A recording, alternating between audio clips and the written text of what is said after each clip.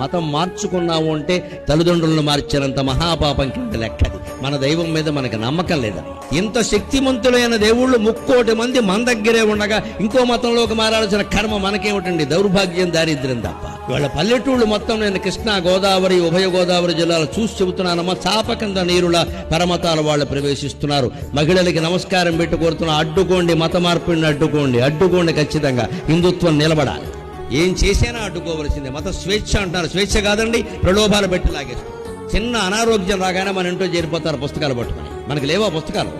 మన దేవుడు బలకరా? దేవుడు వాళ్ళకి ఏమైనా సొంతమా? ఇక్కడ కాస్త ఎవరో బలహీన ప్రాణి ఉంటారు, ఇక్కడ అనారోగ్యం కదా అని మనం ఏం అనలేము. వెంటనే 3 రోజుల్లో మారిపోతుంది పరిస్థితి. అలా చేస్తారండి ప్రయత్నం. 90 ఏళ్ళ ఆవిడ మీద ప్రయోగాలు జరిగే నాలాంటి వాటి ఇంట్లో అంటే మీ ఇంట్లో జరగవండి. నేను అందుకోసమే పల్లెటూళ్ళు పిలిచినా ఎంత ఇబ్బంది అయినా ఎందుకు వస్తానంటేనమ్మా, ఈ ఘోరాలు ఇక్కడే జరుగుతున్నాయి. మత మార్పులు వాటిని ఆపి తీరడం ప్రవచనకర్తగా నా కర్తవ్యంగా భావిస్తాను.